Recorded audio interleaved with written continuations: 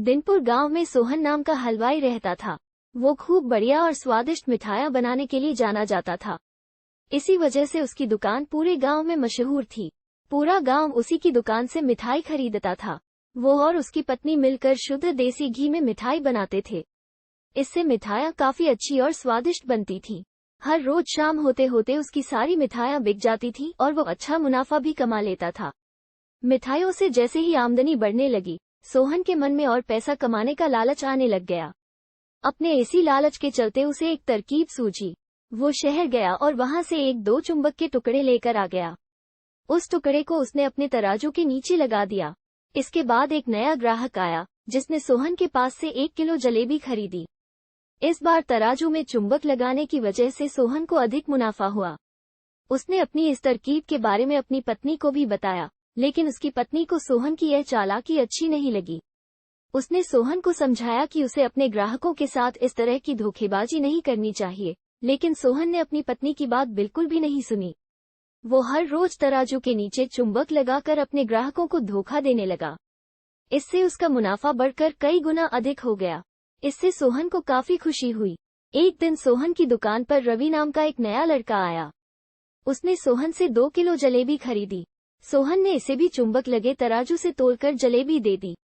रवि ने जैसे ही जलेबी उठाई, उसे लगा कि जलेबी का वजन 2 किलो से कम है। उसने अपना शक दूर करने के लिए सोहन से दोबारा से जलेबी को तोलने के लिए कहा।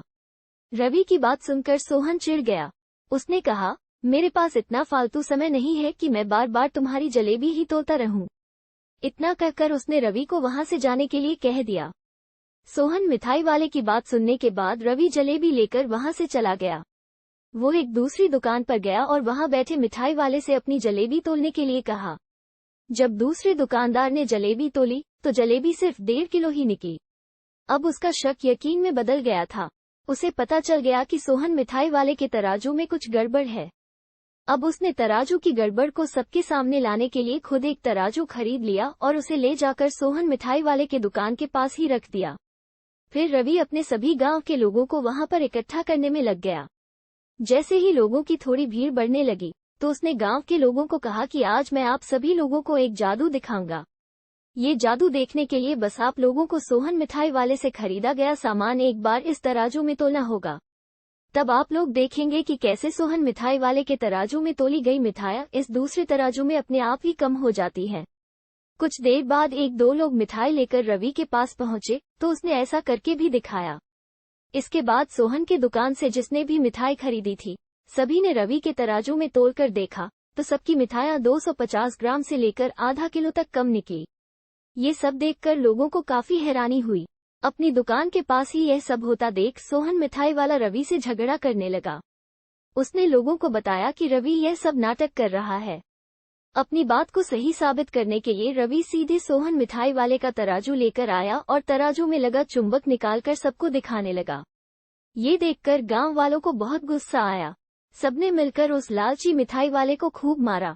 अब उस लालची मिठाई वाले को अपने लालच और उसके कारण की गई गलत हरकतों पर पछतावा हो रहा था। उसने अपने गांव के सभी लोगों से माफी मांगी और वादा भी किया कि भविष्य में वे ऐसी कोई भी जालसाजी नहीं करेगा। सोहन की इस धोखेबाजी से पूरा गांव नाराज था, इसलिए लोगों ने उसकी दुकान में जाना काफी कम कर दिया। इधर सोहन के पास पछताने के अलावा कुछ और नहीं बचा, क्योंकि वो पूरे गांव वालों का भरोसा खो चुका था। कहानी से सीख, कभी भी लालच नहीं करना चाहिए। हमेशा ईमानदारी के साथ अपना काम करने से ही इंसान का नाम होता है। लालच के चलते भले ही कुछ समय के लिए अच्छा फायदा हो, लेकिन इससे इज्जत और आत्मसम्मान दोनों कम हो जाते हैं।